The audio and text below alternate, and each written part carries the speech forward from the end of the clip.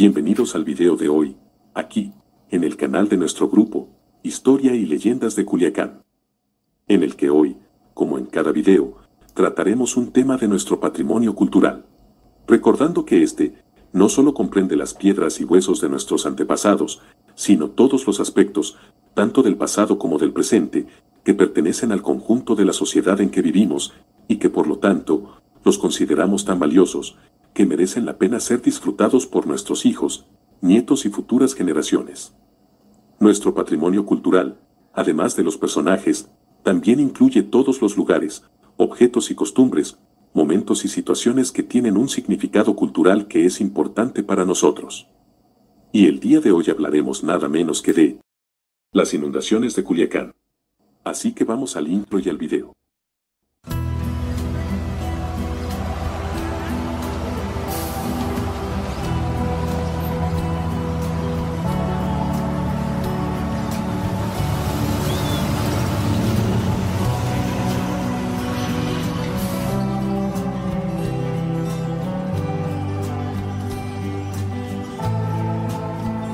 El problema de las inundaciones en Culiacán es tan viejo que puede rastrearse incluso antes del tiempo de la colonización. Así es, amigos. Verán, al llegar los españoles a la región de Sinaloa, el territorio se encontraba ocupado por varios grupos indígenas. Al sur predominaban los totorames y al centro los tahues. Estos dos grupos tenían el mayor desarrollo cultural del noroeste mexicano y habitaban desde el río Cañas hasta el río Mocorito. Dichos grupos eran sedentarios, vivían en las márgenes de los ríos, por lo que eran muy vulnerables a los riesgos naturales. Constantemente sufrían grandes calamidades que iban desde una fuerte tormenta en temporada de lluvias e inundaciones regulares, hasta sequías que acababan con pastos y animales provocando hambrunas y mortandad. Esta vulnerabilidad explica el bajo nivel de desarrollo que tenían, y es que su economía se basaba principalmente en la agricultura, y aunque dominaban algunas artesanías como la textil y la cerámica, carecían de conocimientos en edificaciones más fuertes. Los intercambios comerciales con otros pueblos los ayudaba más o menos a sortear los efectos de esas calamidades, pero los beneficios no eran igual para todos, ya que eran los jefes caciques quienes decidían el destino de los recursos. La colonización posterior modificó parte de esa situación. Verán, el proceso de la conquista de Sinaloa tuvo como eje dos expediciones, la primera encabezada por Nuño de Guzmán, 1530-1531, y la otra, por Francisco de Ibarra, 1564-1566, las cuales dieron como resultado, además de la fundación de villas españolas, la conformación de dos provincias coloniales, la de Culiacán, entre los ríos Piaxtle y Mocorito, específicamente fundó la villa de San Miguel, en las márgenes del río San Lorenzo. Pero debido a las constantes rebeliones indígenas y a las inundaciones, dicha villa tuvo que cambiarse de lugar. El asentamiento fue trasladado a diferentes regiones, pero finalmente llegó a donde confluyen los ríos Umaya y Tamazula, lo que actualmente es Culiacán, y la de Chametla, entre los ríos Acaponeta y Piaxtle. La primera perteneciente a la Nueva Galicia y la segunda a la Nueva Vizcaya, cada una con más de 200,000 habitantes. Por la concentración regional de población indígena, se practicó la encomienda, donde los indios quedaban al servicio de los españoles. La economía de la provincia de Culiacán, además de la agricultura, se basó en el comercio, la pesca y la explotación de sal. La minería y la ganadería fueron muy escasas. La población española se concentró en San Miguel de Culiacán, la única villa que había, fundada en 1531 por 96 peninsulares. Las crónicas de entonces registran diversos fenómenos naturales que terminaron en desastres. Por ejemplo, las lluvias que azotaron la región sur y acabaron con las provisiones de Nuño de Guzmán, cuando apenas se acercaba a tierras de lo que hoy es Sinaloa, y las grandes sequías que causaron hambrunas y perjudicaron a la población. Otras condiciones de vulnerabilidad, aunque más de carácter sociopolítico, que también afectaron a los indígenas, fue la explotación a la que estuvieron sometidos, la represión cuando se indisciplinaban, y las frecuentes enfermedades, sobre todo, las epidemias. Para 1605, en esta región quedaban solo 2.400 indígenas. En septiembre de 1739 hubo una gran escasez de víveres en la provincia y muchos pobres habían salido a rescatar maíz de la cosecha de verano del Yaqui. Este hecho marcó un cambio en la vida socioeconómica de la provincia de Sinaloa, ya que se sumaron la crisis del sistema colonial y la posterior independencia de la Nueva España, lo que permitió el establecimiento de nuevas relaciones comerciales con otros países. En los años posteriores a la independencia, además de alcanzar Sinaloa su rango como estado independiente de Sonora, ocurrieron otros hechos importantes como la apertura de nuevos puertos, Mazatlán y Altata, lo que originó el fortalecimiento de nuevos grupos de comerciantes que incursionaron en diversas actividades económicas del estado. El rasgo característico de ese periodo fueron enfrentamientos constantes entre los grupos liberales y conservadores, agudizados por las intervenciones extranjeras, como la francesa. Esta situación influyó para que los efectos de los fenómenos naturales que causaron catástrofes fueran de diversa magnitud, como se puede apreciar en el impacto de los ciclones, sequías, inundaciones y epidemias. Las condiciones sociales combinadas con la presencia de condiciones climatológicas adversas hacían difícil la vida en aquella época.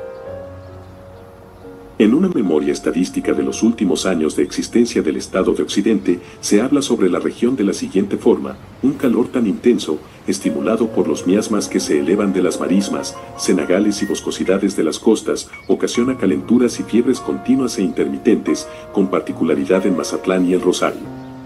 Así vemos en los días lúgubres de una epidemia, perecer a los infelices sin los auxilios benéficos del arte. Así es, otro problema fue el de las epidemias, como la terrible epidemia del cólera morbus, que surgió en junio de 1851, conocido como el Año del Cólera. No solo las epidemias azotaron a Sinaloa, también los ciclones causaron fuertes daños. El primero que se registra en esa época fue el del día 1 de junio de 1855, considerado como uno de los más terribles temporales que el puerto de Mazatlán haya sufrido. Algunos barrios quedaron incomunicados, pues las aguas de la playa de Olas Altas pasaron en torrente hacia la playa sur, arrastrando a su paso bienes y propiedades. Los caminos vecinales quedaron averiados y buen número de casas se derrumbaron.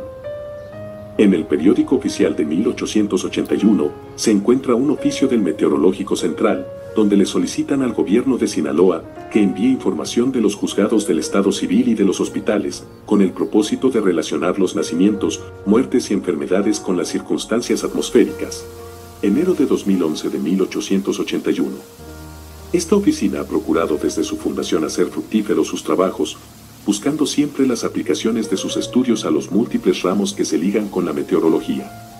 Uno de los más atendibles es sin duda el régimen biológico de una localidad cuyas circunstancias atmosféricas tienen íntima relación con la proporción de mortalidad, nacimientos, enfermedades, etc.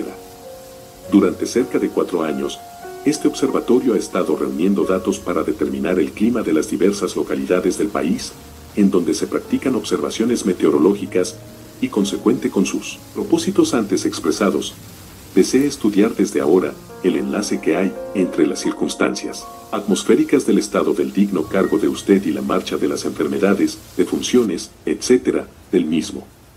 En tal virtud, tengo la honra de suplicar a usted que, si lo tiene a bien, se sirva dar sus respetables órdenes, a fin de que los juzgados del Estado Civil y los hospitales del Estado, que usted dignamente rige, se sirvan remitir mensualmente sus datos a este observatorio por el apreciable conducto de este gobierno. Por este oficio queda claro que, en Sinaloa, y específicamente en Culiacán, ya existían observaciones meteorológicas realizadas con regularidad, y se tenía el conocimiento de que los fenómenos de esta naturaleza incidían en las enfermedades y en la mortalidad.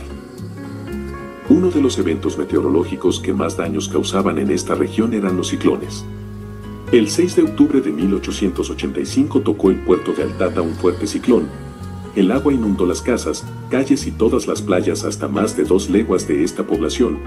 Destruyó también parte del muelle, la vía férrea paralela a la población, la aduana y la capitanía del puerto, algunos botes y canoas particulares. Ante la cercanía de este fenómeno, una de las medidas que se tomaron fue la de proteger a los barcos en algún estero cercano que se considerara más seguro, pero esa protección era relativa, como sucedió en este caso, pues el bailebote nacional azteca, que había llegado desde La Paz, se fue a refugiar al estero en el Tetuán, distante a 3 millas de allí, y el viento lo arrastró arrojándolo a la isla frente a esta población, donde quedó encallado. Ante eventos de esta naturaleza, en aquella época había poco que hacer. El 19 de septiembre del año siguiente, un nuevo ciclón azotó la región centro del estado, causando una catástrofe mayor. En la capital causó pérdidas de gran consideración. La empresa de agua fue destruida, lo cual ocasionó que la población se viera privada de este servicio por algún tiempo, aunque casi de inmediato se iniciaron las reparaciones. La empresa de luz eléctrica también tuvo algunas pérdidas. En pocos días se hicieron las reparaciones y se puso nuevamente en servicio. Se cayeron como 60 casas y otras muchas sufrieron graves desperfectos. Pero, si en la ciudad existió tanto desastre, en los pueblos de la costa, la catástrofe fue mayor, registrándose por lo menos 5 muertos. De las poblaciones del distrito, quedó casi destruida Altata. Las 3/4 partes de la población fueron destruidas por el viento y por el mar. En las instalaciones del ferrocarril se perdió todo: edificio, libros, papeles y dinero en metálico. Los almacenes, llenos de mercancías, se perdieron arrastrados por el mar. Fue destruido por completo todo el material rodante del ferrocarril. Las pérdidas de la compañía superaron los 100,000 pesos. No hubo víctimas personales, con excepción de la tripulación del pailebote Cometa, cuyo paradero se desconocía. Topográficamente, Altata quedó reducida a nada. La vía del ferrocarril de esta ciudad de Altata fue destruida. El telégrafo también quedó tendido en el suelo. Por lo mismo, pasarían varios meses para que se restableciera el tráfico, aunque se pensaba que el ferrocarril ya no volvería a funcionar por los daños que sufrió. Las pérdidas en todo el distrito se calcularon en más de $500,000 de pesos. Entre las medidas que se tomaron de inmediato fueron la restauración de los servicios como electricidad y agua. Curiosamente, en aquellos años, estos servicios no dependían del gobierno, sino de los particulares. Al parecer, no existía la conciencia plena de que el gobierno, por sus recursos y responsabilidad, era el que tenía que intervenir de manera directa para reparar los daños. Por el contrario, se apelaba a la colaboración ciudadana.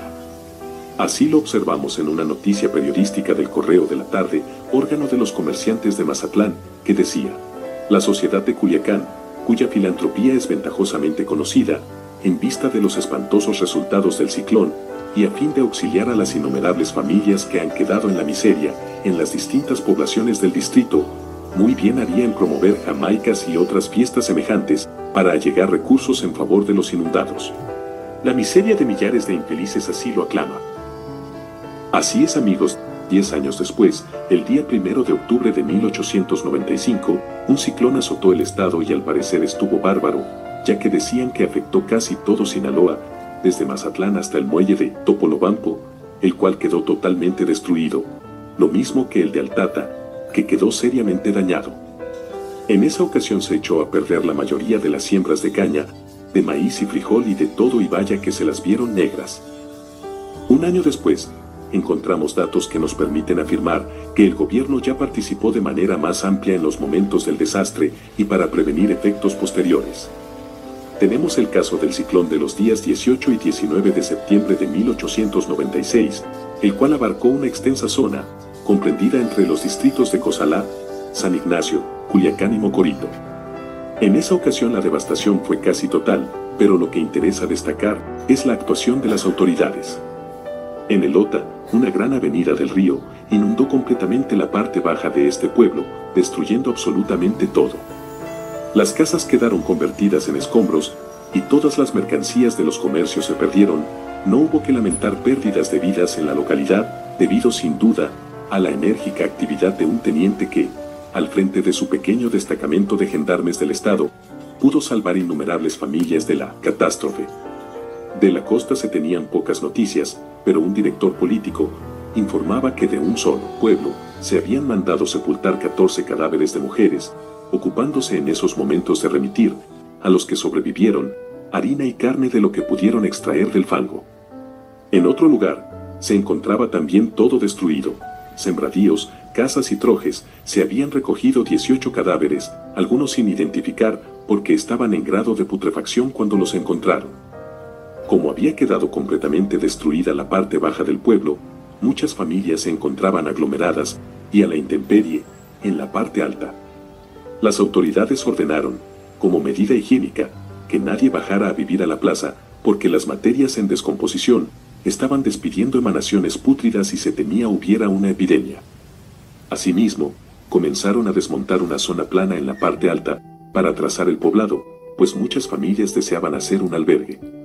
Se ordenó que las familias que quedaron desamparadas en las poblaciones, sin recursos ni medios de subsistencia, se reconcentraran en otras áreas cercanas donde se les pudiera auxiliar y socorrer. Las autoridades estatales dictaron todas las disposiciones concernientes al alivio de la suerte de las víctimas, también remitieron a los prefectos de distrito algunas cantidades de dinero para socorrer a los necesitados. Otra medida de apoyo para la recuperación fue anunciada por el gobernador Cañedo y que consistía en la condonación de los adeudos fiscales causados hasta esa fecha para las personas que hubieran quedado en insolvencia con motivo de las inundaciones sufridas en los distritos de Culiacán, Cozalá, San Ignacio y Mocorito. Por su parte, el prefecto de El Fuerte informaba que la Junta de Caridad de ese lugar conservaba un depósito de más de 1,000 pesos que sobró después de socorrer a los damnificados del año anterior en esa localidad, por lo que proponía al gobierno del estado que se dispusiera de dicha cantidad para que fuera distribuida entre las poblaciones perjudicadas. Antes de finalizar el gobierno de Cañedo se inició en esta región la construcción de canales de mayor envergadura.